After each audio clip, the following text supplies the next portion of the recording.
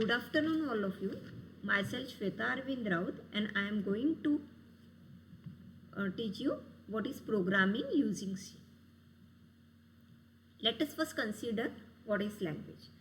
What is language? Language is nothing but a set of instructions. Generally, if you take English language or Hindi language we are using to communicate, we want to communicate with another person, we are passing information using a particular language. So that's why language is very important. Language is nothing but a medium of communication. Means if we want to communicate from one person to another person, then we need a particular language for communication. Then what is communication? Communication is nothing but just a process of exchanging the information or process of exchanging communication is nothing but a process of exchanging the information. If you want to communicate with another person, we are just passing information using a particular language. For example, I want to speak English. Then I just want to form a statement or a sentence. In English language, what does it requires? It requires first state variables are there. Then from variables we can construct a word.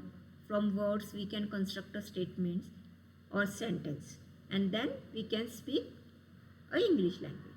If I would just want to speak a English language, I just want to form a statement or sentence. To form a statement or a sentence, first we should be a grammatically good, or else we cannot form a statement. Okay. So for these, what we required a process or a means of communication, and that means of communication is nothing but a language. Okay, getting? Next, how many types of computer languages are there? There are 3 types of computer languages. First one is high level language, second one is middle level language, and third one is machine level language. What does high level language means? High level language is nothing but a English form of language. Means it can be easily understandable by a human. Then that type of language is known as high level language. It's just a English type of language or English language. Next, what is middle level language? Middle level language is a assembly level language. Means assembly level language is a language which requires a mnemonics of a language which contains a mnemonics is known as an assembly level language. It is just like a English language. For example, some instructions are there, that is add, subtract, or that instructions comes under that can be used in a microprocessor. Then that type of language is known as middle level language. Then what is machine level language? In machine level language, a machine level language is a low level language. Low level language, it is a programming language that requires no abstraction level. Okay, it is in the form of hardware, and it can be represented in the form of zeros and ones. Means basically machine level language, the machine can understand a language that can be in the form of zeros and ones. That's why it is known as a binary level language or a low level language. Okay. Machine level language means a language which can be understandable by a machine is known as a machine level language. Okay.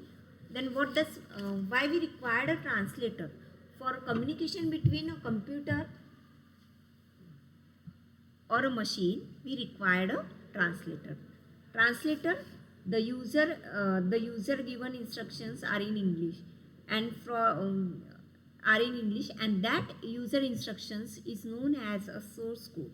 But a compiler is not able to understand that source code, and computer can understand only a binary language. That's why we need a translator. So there are basically 3 types of translator: compiler, interpreter, and assembler. What does compiler means? Compiler, it requires or it converts. Compiler basically, what does a compiler do? Compiler converts a high level language program into a machine readable form. And what does interpreter do? Interpreter interprets or converts a high level language program into a machine readable form. But what's the difference between compiler and interpreter? Compiler compiles the whole high level language program into a machine readable form, but interpreter compiles a high level language program line by line into a machine readable form. Means compiler compiles the whole program at a time, whereas interpreter interprets or converts a high level language program into a machine readable form line by line. Okay. Then what is assembler? Assembler, it converts a low level language program into a machine readable form.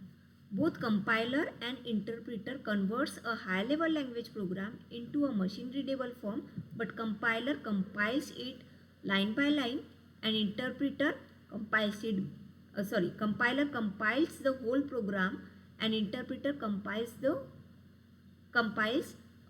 a program line by line.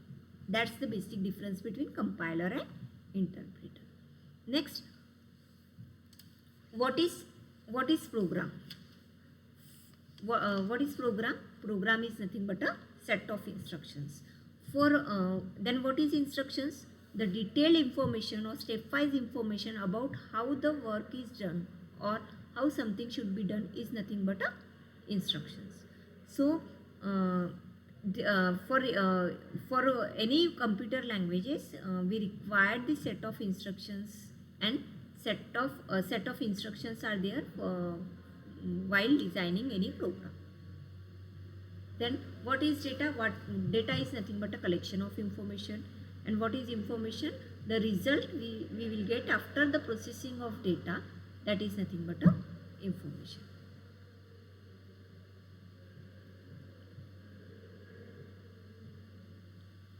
For this we require the algorithm. What is algorithm? Basically, algorithm is nothing but a well-defined discrete steps written for execution of a specific task. There are certain characteristics of an algorithm. Algorithm is just like the statement or a steps that is in bell manner. Okay. Characteristics of algorithm, it includes input-output statement, finiteness, definiteness, and effectiveness. There are 4 characteristics of an algorithm. First one is finiteness. What does finiteness mean? Means the total number of steps in an algorithm should be finite one. Okay. Definiteness means the step of algorithm must be clear and unambiguous. Means the number of steps or number of statements in that algorithm must be very clear and it should not contain any ambiguity. Effectiveness means all the instructions that are given in your algorithm must be basic and essential one.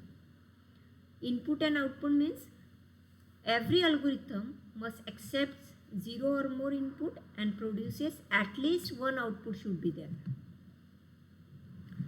This is the basic structure of a C program. First section, it consists of a documentation section. Second one is pre-process or statements are there. Third section is global declaration, and fourth one is the main method. In the main method, this is the local declaration program statement is the body of a main function. And fifth one is user defined function. This function is optional. If you want to include this, you can include, otherwise you can skip it. This is the basic structure of C program. First, we have to include a header file, that is #include stdio.h, #include conio.h. #include stdio.h is nothing but a standard input output header file. Okay. Next one, that is int main method. In main method, this is the body of your main method, that is int a is equals to 10. Here int a equals to 10 is nothing but a variable declaration, then body of your main method, and then return 0. Why we have written here return 0? Because we have included the main method as a type integer. That's why we have here included return 0.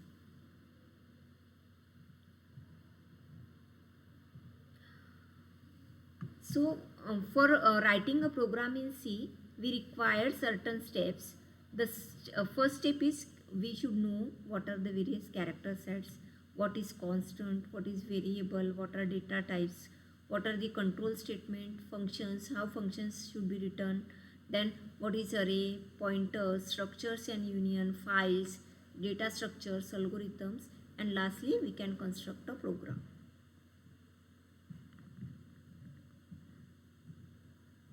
Thank you.